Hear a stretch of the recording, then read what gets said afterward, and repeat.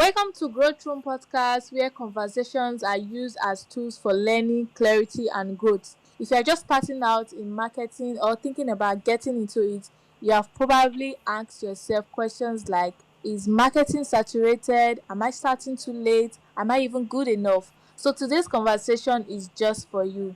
Today I'm joined by Laura Patterson, a marketing expert with over 20 years of real world experience across sales, strategy, analytics, and customer experience.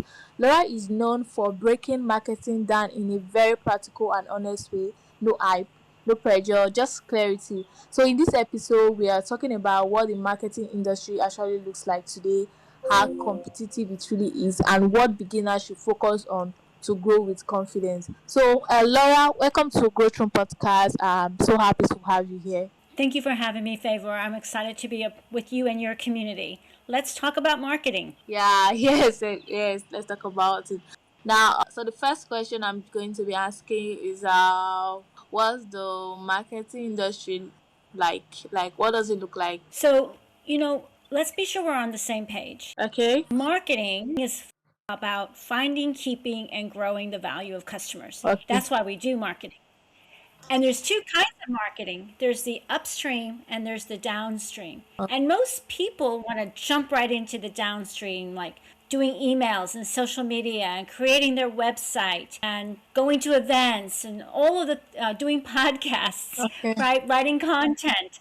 All of that is in the downstream. And it's all very important. But if we don't get the upstream right, then the downstream will not work. So for those of you listening, you want to make sure that you have the upstream right. And the upstream is about, do you know who your ideal customer is? Do you understand their personas and their buying journey? Are you in the right market segments? Yeah. Do you understand their pain points? Those things, if you understand those things, then you can have a good value proposition, you can build your right messaging, and then you can do your downstream marketing and you'll be more successful. Wow. Like, this is such a great insight because a lot of times when I hear marketing, what comes to my mind is social media management, digital marketing. But I just realized that we have the downstream, and wow. That's really insightful. So, like, now, how competitive is the marketing industry, and what should beginners expect from it? So, the marketing industry as an industry has grown a lot, especially now that we have AI, right? People are using AI to do all kinds of things for their marketing. And we have a lot of technology, whether that's email platforms or CRM systems or social media platforms. So we have a lot of tools at our fingertips to help us with the downstream. But again, if we don't understand how to position ourselves with the customers we're trying to do business with, we'll get stuck. So I think that one of the things that's important is, have you conducted some customer or market research? Do you understand how you are better and different from the competition? Does the messaging that you are putting out there, is it relevant and resonate with the people that you want to have as customers? Okay. So those are important questions to answer because they will help you decide what kind of posts to create in social media or what kind of emails to write or how to put content on your website. Wow. So what you're saying, when we ignore such questions, we tend to flop, right? Yes. And so, like, a very simple question is, do you know what keywords your customers use to find you or to find services like yours? Right? Because so that's an example. Because those keywords convert into content, copy, they help frame up subjects that you might want to talk about on your podcast. They become important in your emails. So that's just a very simple question. And the upstream is understanding who you want to do business with and what is the problem they're trying to solve. Why would they choose you? And how will they find you? Right? So that, again, those are all the critical aspects of marketing. If you don't know those answers to those questions, then everything else you're doing is just a lot of really hard work and time and energy, and maybe in some cases money, that is just, going to be a random act. You're just doing things, which is great for activity, but and a lot of motion, but you might not actually be accomplishing what you want to achieve. Wow. So definitely You just have to start from knowing your target audience and yes, asking the right questions before venturing into marketing, right? But I just feel Well, like think about your own business. yeah, Yeah, think about your own business, Favor. Do you think you know the answers to those questions? yeah, I think I'm just reflecting now. I'm just reflecting. I don't think I have all the answers. I don't think I have all the answers. So yeah, so should I say a high opener for me? So I'm just yeah. Thank you for the insight.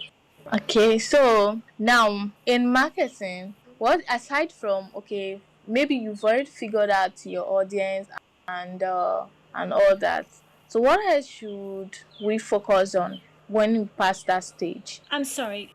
Ask me that question again, Favor. Okay, I said when you've successfully asked the why like questions regarding your target audience, what they search for, like getting to know your audience. Once you successfully pass that stage, what else should you focus on in marketing? Okay, so now you know who they are and the problems that they're trying to solve Yeah. and how they hope to solve them and where they go to solve them. So now you can start thinking about, so where do they go to solve them? I want to be in those places, right? Because that's where they're going to go. And if they're going to go online and do a search, then I want to be sure I have content that the search engine will find and my website will be findable. So good SEO. If they're going to go to an AI platform and type something in, I want to be sure that I've done some AI indexing and the AI can find me and that I am optimizing my content for AI. If they're going to go to a social media platform like LinkedIn or Facebook, then I have all the things I need on those platforms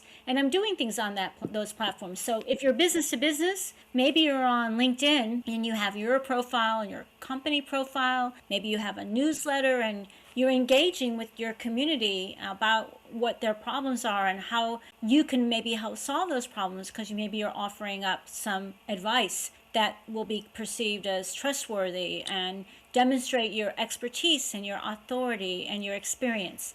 If you're on Facebook, you would be doing it there. Different channels will require a different kind of engagement, and you really want to understand which channels your customers prefer. So B2B customers probably prefer LinkedIn. Maybe B2C customers might prefer Facebook or TikTok or Instagram or something along those lines. Maybe your B2B customers prefer email. Maybe your B2C customers prefer SMSing and texting. So you want to understand what kind of touches they prefer, not only what they want the message to be, but where do they want to get it. And then you want to figure out how to tell the right story in whatever channel you put it in. Did that make sense? Yeah, it does. Yeah, it does.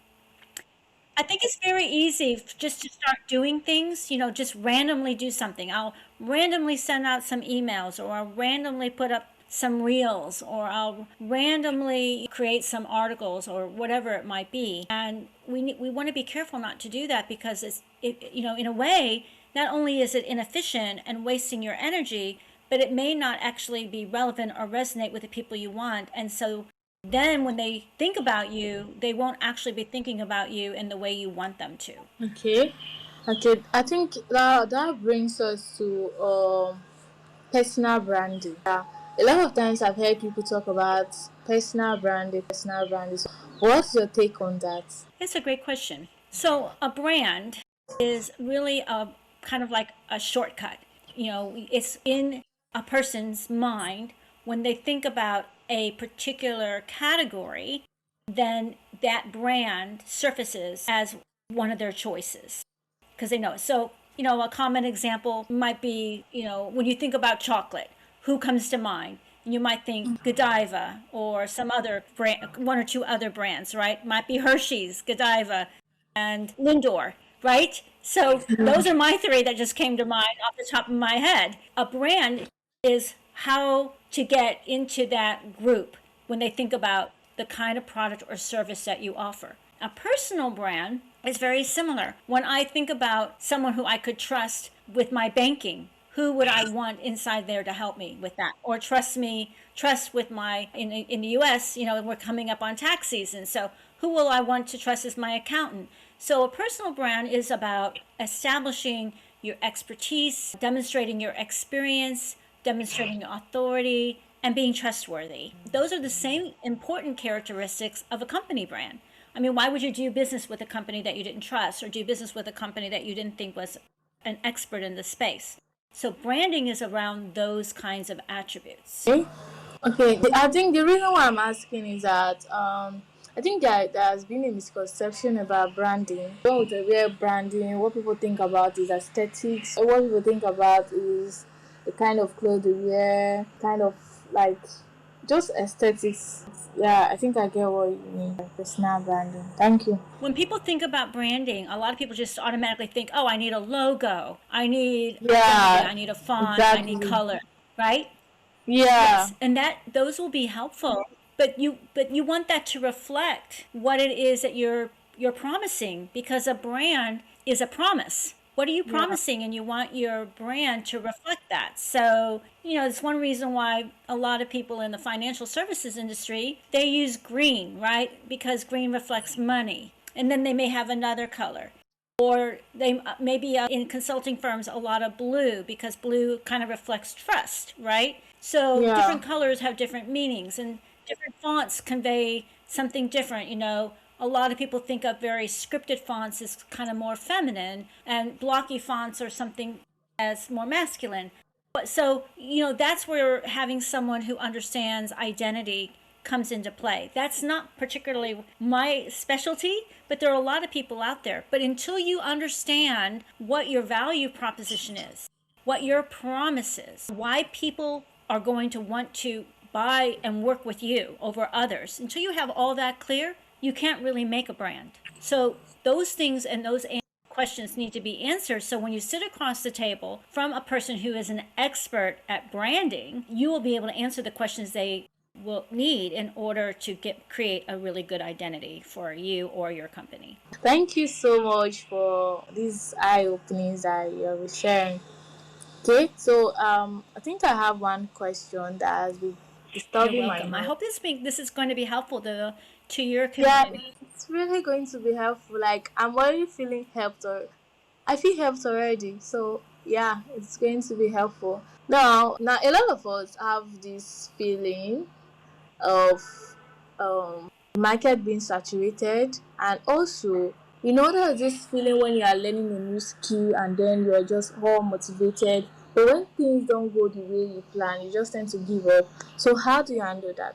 Because I don't know, but I just feel marketing is not as easy as we say it is. I don't know. Well, so in order to be successful at the marketing, hopefully, if you're a business owner or you're working inside a company, you need to know what the company is trying to achieve. What will be success for your company? Is it some number of new customers by the end of the year? Is it some number of new customers in a particular market or who buy a particular product?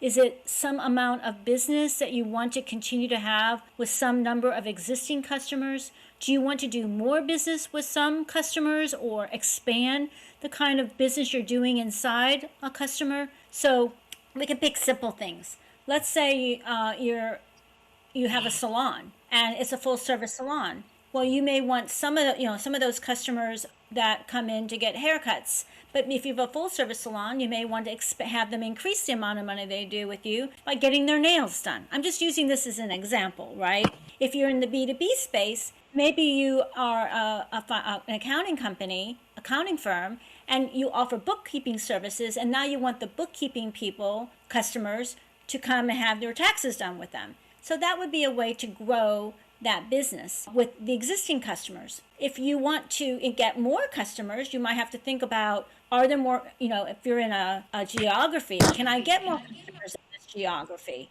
If I'm one of many hair salons in the space, are there enough people that I can get more more new customers, or will I have to go to a different geography? Same with a professional services firm, for example, or a product company. So that comes back to the competition. How many competitors are there? Or do people think of us that we're all the same, or is there something special and different and better about what we offer? So all of that will affect what marketing does. So you need to know, what does success look like for the company? And once you have identified what those things are, then your marketing will be put in place to help you achieve that. So, questions I always ask people is, do you want new customers? Which ones? How many? From where? For what products? Do you want to keep some of your customers? Which ones? What is it you want for them to continue to buy from you? Is there an opportunity for them to buy other things from you or more things from you? So those would be the beginnings, right, of a conversation about what your business goals are, your business outcomes are, and then your marketing needs to support that. Interesting. Yeah. Otherwise, again, you're just back to doing things and wasting money. I mean, if your company says, I want X number of new customers in ABC city for, XYZ product, then your marketing should be helping you do that. But if your marketing doesn't know, if the people doing your marketing don't know that's what the company needs to achieve success, they'll just do something, but it may not be targeting people that you want to target in the city you want to target with the offer you want to make, because they won't know. Okay, okay, okay. I think I get that now. Okay, thank you so much for that. So I just want to ask you a personal question, not very personal, but I just want to. I'm just curious. Okay, so how has your marketing journey been so far? Like, how has it been? And Well, I've been doing marketing for a long, long time.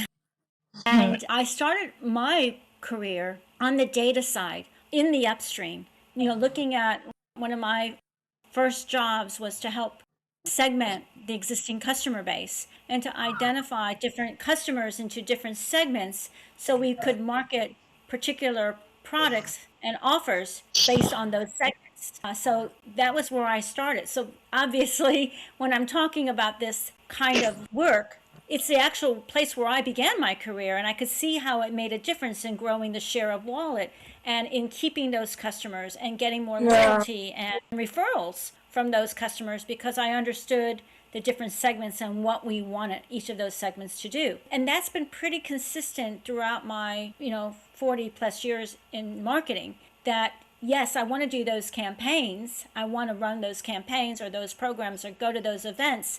But for example, when I went into the semiconductor industry, the events we went to were very engineering oriented in the semiconductor industry.